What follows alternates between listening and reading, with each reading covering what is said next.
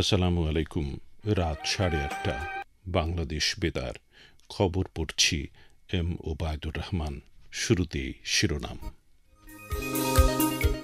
Corona মহামারী থেকে দ্রুত পুনরুদ্ধার এবং একটি শক্তিশালী ও সর্বজনীন স্বাস্থ্য ব্যবস্থা নিশ্চিত করতে উন্নত বিশ্ব ও উন্নয়ন সহযোগীদের এগিয়ে আসার আহ্বান জানালেন প্রধানমন্ত্রী শেখ হাসিনা। চলমান লকডাউন 5 মে পর্যন্ত আরও 1 সপ্তাহ বাড়ানোর সিদ্ধান্ত সরকারের। মহামারীতে কর্মহীন দুস্থ ও অসহায়দের জন্য 574 কোটি টাকা বরাদ্দ। দেশে করোনা ভাইরাসে 24 ঘণ্টায় আরও 97 জনের মৃত্যু, আক্রান্ত 3,306 জন। করোনার বিস্তার রোধে আজ থেকে 2 সপ্তাহ বাংলাদেশ ভারত সীমান্ত বন্ধ। করোনা পরিস্থিতিতে রাজনীতি না করে যার যার অবস্থান থেকে সবাইকে মানুষের পাশে দাঁড়ানোর আহ্বান আওয়ামী লীগ সাধারণ সম্পাদকের। ধর্মান্ধ গোষ্ঠীর অপকর্মের জন্য গ্রেফতার বিষয়ে বিভ্রান্তিকর বক্তব্য দেয়া থেকে বিরত থাকতে বিএনপির প্রতি তথ্য ও সম্প্রচার মন্ত্রীর আহ্বান। চলতি বোরো মৌসুমে 11.5 লাখ টন সিদ্ধ ও আতপ চাল এবং 6.5 লাখ টন ধান ক্রয় করবে সরকার। ভারতে পঞ্চম দিনের মতো করোনায় দৈনিক আক্রান্তের বিশ্ব রেকর্ড। 24 ঘণ্টায় আক্রান্ত প্রায় 3,53,000, একই সময়ে 2,812 জনের মৃত্যু। এবং এবছরের শ্রেষ্ঠ চলচ্চিত্র হিসেবে অস্কার জিতে নিল নোম্যাডল্যান্ড। বিশ্বের প্রথম অশ্বেতাঙ্গ নারী হিসেবে শ্রেষ্ঠ পরিচালকের পুরস্কার পেলেন ক্লো চাও। শিরোনাম শুনলেন। নিজে সচেতন হন, করোনা সংক্রমণ রোধ করুন। ঘরের বাইরে সবসময় মাস্ক পরিধান করুন। সাবান পানি দিয়ে ঘন ঘন হাত ধুয়ে ফেলুন অথবা হ্যান্ড স্যানিটাইজার ব্যবহার করুন। সামাজিক দূরত্ব মেনে চলুন। জরুরি প্রয়োজন ছাড়া বাইরে না গিয়ে ঘরেই থাকুন। মনে রাখবেন, স্বাস্থ্যবিধি মেনে চলাই করোনা মহামারী থেকে মুক্তির একমাত্র উপায়। এবার বিস্তারিত। প্রধানমন্ত্রী শেখ হাসিনা কোভিড-19 মহামারী থেকে দ্রুত পুনরুদ্ধার এবং একটি শক্তিশালী ও সর্বজনীন স্বাস্থ্য ব্যবস্থা নিশ্চিত করতে এগিয়ে আসার জন্য উন্নত বিশ্ব এবং উন্নয়ন সহযোগীদের প্রতি আহ্বান জানিয়েছেন। প্রধানমন্ত্রী আজ ভার্চুয়াল প্ল্যাটফর্মে জাতিসংঘের এশিয়া ও প্রশান্ত মহাসাগরীয় অঞ্চল বিষয়ক অর্থনৈতিক ও সামাজিক কমিশন এসকাপের 77তম বার্ষিক অধিবেশনে এক ভিডিও বার্তায় এ আহ্বান জানান।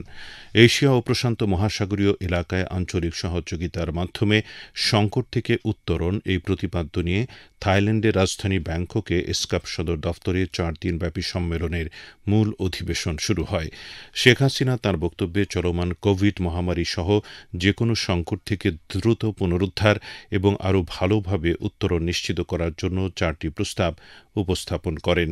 তিনি বলেন, উন্নত বিশ্ব, উন্নয়ন সহযোগী এবং আন্তর্জাতিক আর্থিক প্রতিষ্ঠানসমূহকে এই লক্ষ্য অর্জনে এগিয়ে আসতে হবে, আর উন্নয়নের উদ্যোগসমূহ হতে হবে সামগ্রিক, সহনশীল এবং পরিবেশ বান্ধব।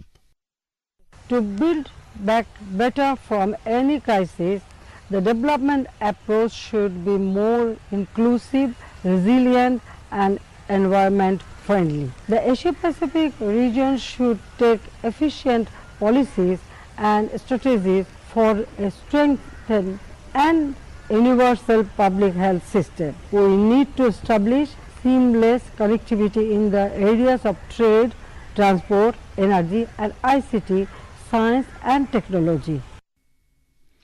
শেখ হাসিনা উল্লেখ করেন যে কোভিড-19 মহামারী সারা বিশ্বের স্বাস্থ্য ব্যবস্থা ও অর্থনীতিকে ধ্বংস করেছে। Our latest 5-year plan included strategies for recovery from COVID-19 and preparing Bangladesh for smooth and sustainable LDC graduation, achieving SDGs and setting a trajectory towards a prosperous country by 2041. We see regional cooperation as the most viable option for shared prosperity. Rohingya সংকট প্রসঙ্গে শেখ হাসিনা বলেন, Myanmar থেকে জোরপূর্বক বিতাড়িত 11 লাখের বেশি রোহিঙ্গা বাংলাদেশে আশ্রয় নিয়েছে। প্রধানমন্ত্রী রোহিঙ্গাদের টেকসই প্রত্যাবাসনের মাধ্যমে এই সমস্যার একটি স্থায়ী সমাধানের দিকে নজর দেওয়ার জন্য আন্তর্জাতিক সম্প্রদায়ের প্রতি পুনরায় আহ্বান জানান। এ প্রসঙ্গে তিনি বলেন, বাংলাদেশ নিরাপদ, সুশৃঙ্খল ও নিয়মিত অভিবাসন সংক্রান্ত বৈশ্বিক ব্যবস্থা অর্জনে অঙ্গীকারবদ্ধ।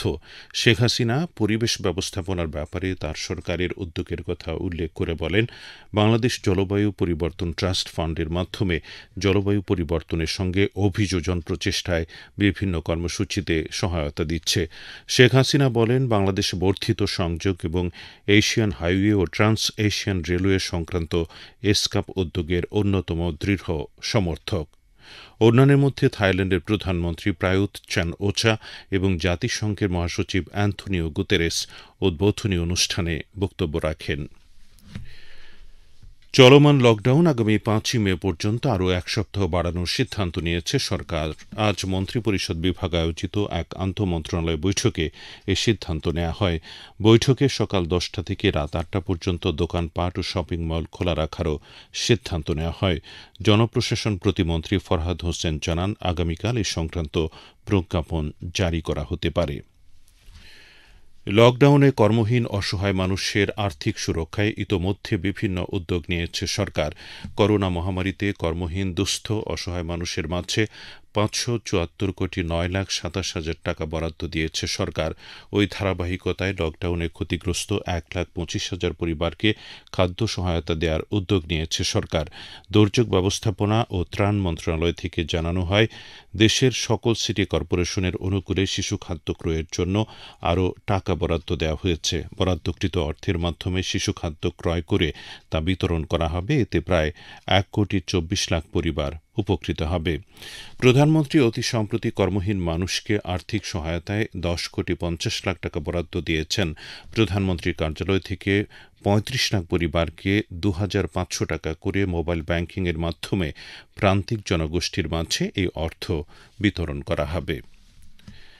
দেশে করোনা ভাইরাসে আরও 97 জন মারা গেছে। এ নিয়ে মোট মৃতের সংখ্যা দাঁড়িয়েছে 11,150 জনে। আজ ঢাকায় স্বাস্থ্য অধিদপ্তরের এক সংবাদ বিজ্ঞপ্তিতে এই তথ্য জানানো হয়। এতে বলা হয়, 24 ঘণ্টায় 25,786টি নমুনা পরীক্ষা করে 3,306 জনের দেহে করোনা শনাক্ত হওয়ায় মোট আক্রান্তের সংখ্যা দাঁড়িয়েছে 7,48,628 জনে। একই সময়ে আরও 4,241 জন আরোগ্য লাভ করায় এ পর্যন্ত সুস্থ হয়েছেন 6,61,693 জন। করোনা ভাইরাসের প্রাদুর্ভাব রোধে আজ থেকে 2 সপ্তাহের জন্য বাংলাদেশের সঙ্গে ভারতের সীমান্ত বন্ধ রয়েছে, তবে সীমান্তে পণ্য পরিবহন অব্যাহত থাকবে। গতকাল ভারতের সঙ্গে সীমান্ত বন্ধের সিদ্ধান্ত নেয় বাংলাদেশ। এদিকে চিকিৎসার জন্য বর্তমানে ভারতে অবস্থানরত বাংলাদেশি নাগরিক যাদের 15 দিনের কম ভিসার মেয়াদ রয়েছে, তারা সুনির্দিষ্ট ব্যবস্থা গ্রহণ শেষে সীমান্ত বন্ধ থাকা সত্ত্বেও বাংলাদেশে প্রবেশ করতে পারবেন। আজ ভোর 6টা থেকে আগামী 9 মে সন্ধ্যে 6টা পর্যন্ত স্থলবন্দর দিয়ে বাংলাদেশ ও ভারতের মধ্যে মানুষের চলাচল সাময়িকভাবে বন্ধ থাকবে। তবে জরুরি প্রয়োজনের ভিত্তিতে বাংলাদেশিদের দেশে ফিরে আসার বিষয়টি বিবেচনা করা হবে। বাংলাদেশি নাগরিকরা নতুন দিল্লি, কলকাতা ও আগরতলার বাংলাদেশ মিশন থেকে অনুমতি নিয়ে কেবল বেনাপোল, আখাউড়া ও বুড়িমারি সীমান্ত দিয়ে বাংলাদেশে প্রবেশ করতে পারবে। তাদের কাছে দেশে প্রবেশের আগে 72 ঘণ্টার মধ্যে করা কোভিড নেগেটিভ সার্টিফিকেট বাধ্যতামূলকভাবে থাকতে হবে। চলমান করোনা পরিস্থিতিতে রাজনীতি না করে যার যার অবস্থান থেকে সবাইকে মানুষের পাশে দাঁড়ানোর আহ্বান জানিয়েছেন আওয়ামী লীগের সাধারণ সম্পাদক এবং সড়ক পরিবহন ও সেতু মন্ত্রী ওবায়দুল কাদের। তিনি আজ কুমিল্লা সড়ক জোন, বিআরটিসি ও বিআরটিএর কর্মকর্তাদের সাথে মতবিনিময় সভায় এ আহ্বান জানান। ওবায়দুল কাদের রাজধানীতে তাঁর সরকারি বাসভবন থেকে সভায় ভার্চুয়ালি যুক্ত হন। আওয়ামী লীগের সাধারণ সম্পাদক বলেন, জীবিকার আগে জীবন, তাই করোনার এই সময়ে জীবন বাঁচাতে সবাইকে স্বাস্থ্যবিধি মেনে চলতে হবে। সবকিছু নিয়ে রাজনীতি করার অপচেষ্টা বিএনপির স্বভাব। করোনার এই ভয়াবহ বিস্তার রোধে এখন রাজনীতি হলো মানুষকে বাঁচানো, এখন রাজনীতি হলো মানুষের জীবন ও জীবিকার সুরক্ষা। লকডাউন খুলে দেওয়ার সুযোগ গ্রহণ না করে স্বাস্থ্যবিধি মেনে না চলে, তাহলে অবশ্যই সরকারকে আবারও কঠিন সিদ্ধান্তে যেতে হবে। জনগণের জীবন কিন্তু আগে, তারপর জীবিকা। করোনার ভ্যাকসিন সংগ্রহে সরকার সর্বাত্মক চেষ্টা চালিয়ে যাচ্ছে উল্লেখ করে ওবায়দুল কাদের বলেন, মনে রাখতে হবে ভ্যাকসিনই একমাত্র সমাধান নয়, মাস্ক না পরলে ভ্যাকসিনে কোনো কাজ হবে না। তথ্য সম্প্রচার মন্ত্রী এবং আওয়ামী লীগের যুগ্ম সাধারণ সম্পাদক ড হাসান মাহমুদ বলেছেন, যারা দেশের সম্পদ ধ্বংস করছে তাদের বিরুদ্ধে ফৌজদারি আইনে বিচার হবে, এটি স্বাভাবিক। তিনি আজ জাতীয় প্রেস ক্লাবে ডিইউজের সদস্যদের মাঝে স্বাস্থ্য সুরক্ষা সামগ্রী বিতরণ অনুষ্ঠানে এ কথা বলেন। তথ্য সম্প্রচার মন্ত্রী বলেন, করোনা দুর্যোগের এই সময়ে একটি মৌলবাদী উগ্র ধর্মান্ধ গোষ্ঠী দেশে নৈরাজ্য সৃষ্টির চেষ্টা চালিয়েছিল। তিনি ধর্মান্ধ গোষ্ঠীর অপকর্মের জন্য গ্রেফতার বিষয়ে বিভ্রান্তিকর বক্তব্য দেয়া থেকে বিরত থাকতে বিএনপি মহাসচিবের প্রতি আহ্বান জানান। ড হাসান মাহমুদ বলেন, শুধুমাত্র আওয়ামী লীগ ছাড়া করোনার এই মহামারীতে কোনো রাজনৈতিক দল জনগণের সহায়তায় এগিয়ে আসেনি। এমনকি কৃষকের ধান কেটে কৃষকের বাড়ি বাড়ি পৌঁছে দিচ্ছে আওয়ামী লীগ। দ্বিতীয় ঢেউয়ের মধ্যে কোনো রাজনৈতিক দলকে কি দেখেছেন? কোনো পত্রিকায় সংবাদ এসছে, কোনো গণমাধ্যমে সংবাদ এসছে যে তারা জনগণের পাশে গিয়ে কিছু ত্রাণ দিচ্ছে? যে সংবাদটি এসছে সেটা আওয়ামী লীগ দিচ্ছে এবং ধানও কাটছে। আওয়ামী লীগের পক্ষ থেকে ধান কেটে দেওয়া হচ্ছে, সেই ধান কেটে মাথায় তুলে কৃষকের বাড়ি বাড়ি গিয়ে পৌঁছে দেওয়া হচ্ছে। আর এই সময় আপনারা দেখেছেন যে একটি উগ্র ধর্মান্ধ গোষ্ঠী বাংলাদেশে নৈরাজ্য সৃষ্টি করার অপচেষ্টা চালিয়েছিল, নৈরাজ্য চালিয়েছিল। সরকার যখন তাদেরকে গ্রেপ্তার করছে, তাদের পক্ষে বিবৃতি দিচ্ছে, অত্যন্ত দুঃখজনক হলেও সত্য, বিএনপির মহাসচিব। করোনাকালীন সময়ে কোনো সাংবাদিককে যেন চাকুরিচ্যুত বা ছাঁটাই হয়ে মানবেতর জীবনযাপন না করতে হয়, সেজন্য পত্রিকা কর্তৃপক্ষ সহ সংশ্লিষ্ট সকলের প্রতি আহ্বান জানান তথ্য ও সম্প্রচার মন্ত্রী। চলতি বোরো মৌসুমে 11,50,000 মেট্রিক টন আতপ ও সিদ্ধ চাল এবং 6,50,000 মেট্রিক টন ধান কিনবে সরকার। কেজি প্রতি 27 টাকা দরে কৃষকের কাছ থেকে ধান, 40 টাকা দরে মিলারদের কাছ থেকে সিদ্ধ চাল, 39 টাকা দরে আতপ চাল কিনবে সরকার। আজ এক অনলাইন ভার্চুয়াল সংবাদ সম্মেলনে এসব তথ্য জানান খাদ্যমন্ত্রী সাধন চন্দ্র মজুমদার। স্বাস্থ্যসেবামূলক নানা কর্মসূচির মধ্য দিয়ে আজ কমিউনিটি ক্লিনিক প্রতিষ্ঠার 21তম বার্ষিকী পালিত হয়। এবারের প্রতিপাদ্য হচ্ছে, মুজিব বর্ষে স্বাস্থ্য খাত এগিয়ে যাবে অনেক ধাপ। এ উপলক্ষে রাষ্ট্রপতি মোহাম্মদ আব্দুল হামিদ ও প্রধানমন্ত্রী শেখ হাসিনা পৃথক পৃথক বাণী দেন। প্রধানমন্ত্রী শেখ হাসিনা 2000 সালের 26 এপ্রিল গোপালগঞ্জ জেলার টুঙ্গিপাড়ার পাটগাতিতে প্রথম কমিউনিটি ক্লিনিকের উদ্বোধন করেন। উল্লেখ্য, বর্তমানে সারা দেশে 13,881টি কমিউনিটি ক্লিনিকের মাধ্যমে তৃণমূল পর্যায়ে মা ও শিশুসহ সব বয়সী মানুষ বিনামূল্যে স্বাস্থ্যসেবা ও ওষুধপত্র পাচ্ছে। আরও শুনুন আমাদের খুলনা সংবাদদাতার পাঠানো প্রতিবেদনে।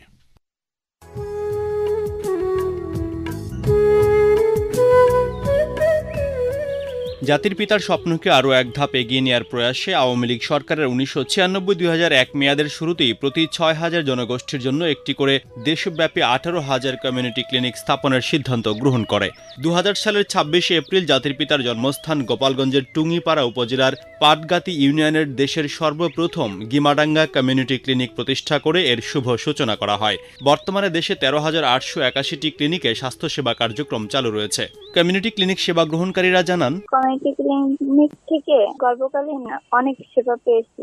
সময়ে ঠান্ডা, জ্বর, কাশি সহ কিন্তু বিভিন্ন সমস্যা দেখা দেয়, তখন কিন্তু আমরা যে কমিউনিটি ক্লিনিক গুলো আছে আমরা কিন্তু সেখানে যাচ্ছি। এই সকল ক্লিনিক থেকে সারা দেশের প্রান্তিক জনপদ স্বাস্থ্য, পরিবার পরিকল্পনা ও পুষ্টি বিষয়ে প্রাথমিক সেবাসমূহ পাচ্ছে। শুধু তাই নয়, এখান থেকে বিনামূল্যে 30 প্রকারের ঔষধ ও স্বাস্থ্য সামগ্রী প্রদান করা হচ্ছে। Community health care provider Zobaida Akter ও হ্যাপি খানম জানান, জাতির জনকের স্বপ্ন বাস্তবায়নের জন্য মাননীয় প্রধানমন্ত্রীর ব্রেইন চাইল্ড কমিউনিটি ক্লিনিক সারা বিশ্বে এখন রোল মডেল। কমিউনিটি ক্লিনিকের মাধ্যমে আমরা প্রান্তিক যে জনগণগুলো, একদম মানে রুট লেভেলের যে জনগণগুলো, এগুলো আমরা প্রাথমিক স্বাস্থ্যসেবা দিয়ে থাকি। শিশুদের প্রাথমিক স্বাস্থ্যসেবা দিয়ে, গর্ভবতী মায়েদের এএনসি পিএনসি সেবা দিয়ে থাকি। গোপালগঞ্জে 198টি কমিউনিটি ক্লিনিকে স্বাস্থ্যসেবা দেওয়া হচ্ছে উল্লেখ করে সিভিল সার্জন ডাক্তার সুজাত আহমেদ জানান, কমিউনিটি ক্লিনিকগুলো আসলে জনগণের যেহেতু অত্যন্ত দোয়ার গোড়ায়, যার কারণে সাধারণ মানুষ তাদের যে কোনো সমস্যা হলেই সাধারণ রোগের জন্য তারা ওখানে ছুটে যায় এবং পর্যাপ্ত ঔষধ এবং চিকিৎসা সেবা তারা পেয়ে থাকে। স্বাস্থ্য খাতে সাফল্যের স্বীকৃতিস্বরূপ এমডিজি পুরস্কার, সাউথ পুরস্কার, গ্যাভি পুরস্কার ও ভ্যাকসিন হিরো পুরস্কারের মতো অনেক সম্মানজনক আন্তর্জাতিক পুরস্কার গ্রহণ করেছে বাংলাদেশ। ডেস্ক রিপোর্ট, বাংলাদেশ বেতার। খবর প্রচারিত হচ্ছে বাংলাদেশ বেতার থেকে। বাঙালি বীরের জাতি, 1971 সালে আমরা শত্রুর মোকাবেলা করে বিজয়ী হয়েছি। করোনা ভাইরাস মোকাবেলাও একটা যুদ্ধ। আমরা সকলের প্রচেষ্টা এই যুদ্ধে জয়ী হব ইনশাআল্লাহ। খবরের বাকি অংশ পড়ছি আসফিয়া তাসনিম। যথাযথ স্বাস্থ্যবিধি মেনে সীমিত পরিসরে আজ খুলেছে দেশের সকল শপিং মল ও দোকানপাট। সরকার শপিং মল ও দোকানপাট খোলার অনুমতি দেয়ায় দেশের বিভিন্ন সড়কে আজ ব্যক্তিগত গাড়ি, রিকশা, অটোরিকশা চলাচলও আগের তুলনায় বেশি। তবে লকডাউন কার্যকর থাকায় কোনো গণপরিবহন চলছে না। সারা দেশে মার্কেট ও দোকান মালিক এবং কর্মীদের সকাল 9টা থেকেই দোকানপাট খোলার জন্য তৎপর দেখা গেছে। বিস্তারিত শুনুন আমাদের কুমিল্লার সংবাদদাতার পাঠানো প্রতিবেদনে।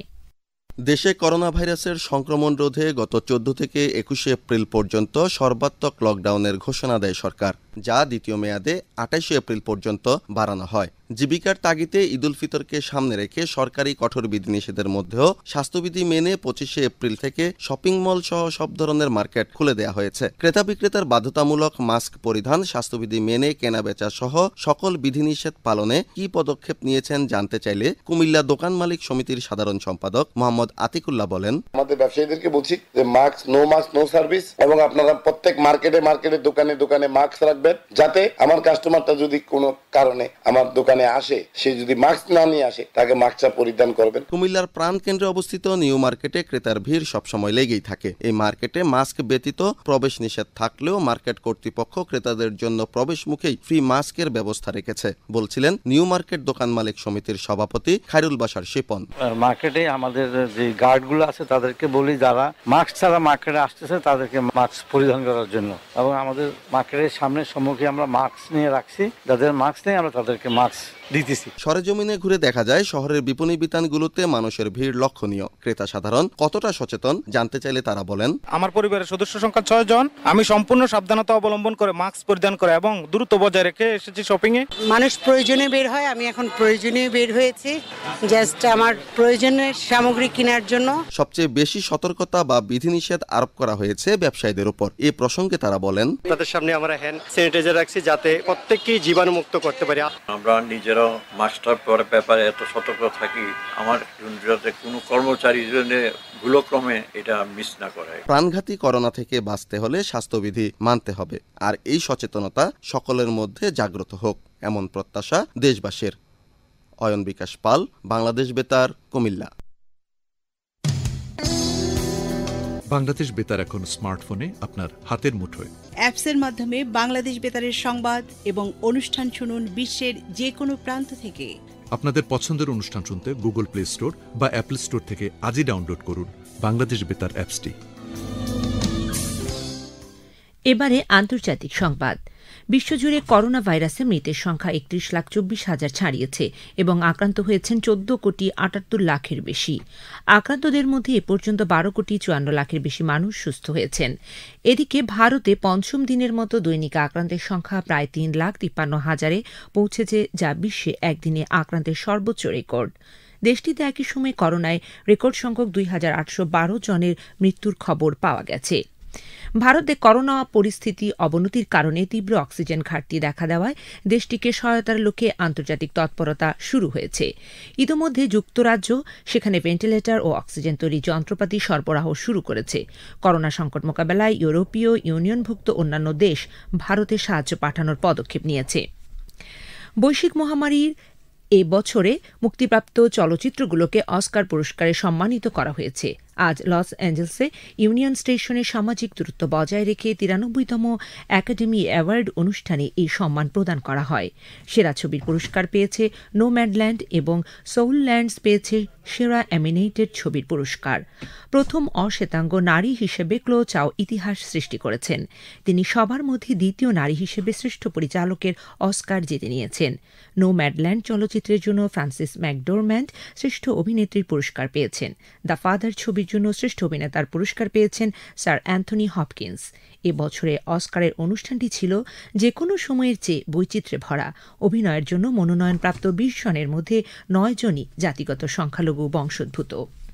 আবারও দেশের খবর।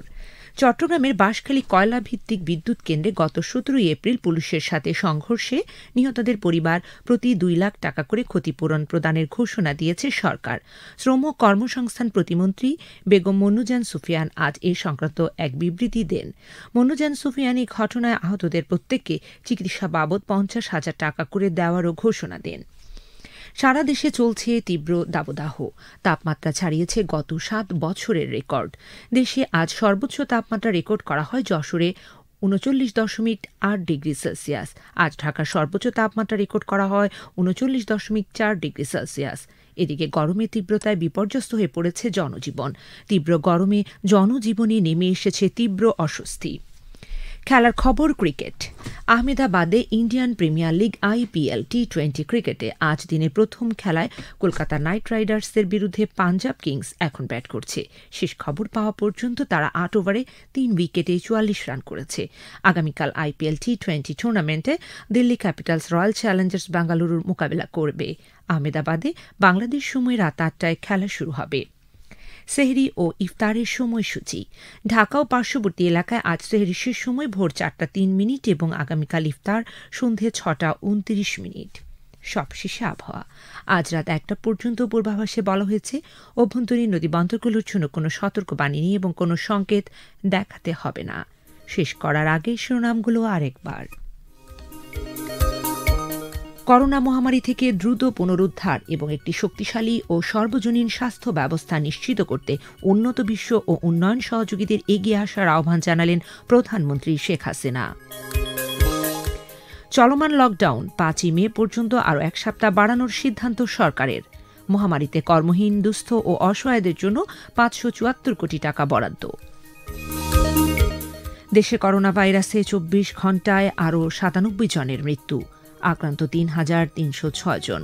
করোনার বিস্তার রোধে আজ থেকে 2 সপ্তাহ বাংলাদেশ ভারত সীমান্ত বন্ধ। করোনা পরিস্থিতিতে রাজনীতি না করে যার যার অবস্থান থেকে সবাইকে মানুষের পাশে দাঁড়ানোর আহ্বান আওয়ামী লীগ সাধারণ সম্পাদকের। ধর্মান্ধ গোষ্ঠীর অপকর্মের জন্য গ্রেপ্তার বিষয়ে বিভ্রান্তিকর বক্তব্য দেয়া থেকে বিরত থাকতে বিএনপির প্রতি তথ্য ও সম্প্রচার মন্ত্রীর আহ্বান। চলতি বড় মৌসুমে 11.5 লাখ টন সিদ্ধ আতপ চাল এবং 6.5 লাখ টন ধান ক্রয় করবে সরকার। ভারতে পঞ্চম দিনের মতো করোনায় দৈনিক আক্রান্তের বিশ্ব রেকর্ড। 24 ঘণ্টায় আক্রান্ত প্রায় 3,53,000। একই সময় 2,812 জনের মৃত্যু। এবং এবছরের শ্রেষ্ঠ চলচ্চিত্র হিসেবে অস্কার জিতে নিল নোম্যাডল্যান্ড। বিশ্বের প্রথম অশ্বেতাঙ্গ নারী হিসেবে শ্রেষ্ঠ পরিচালকের পুরস্কার পেলেন ক্লো চাও। খবর শেষ হলো।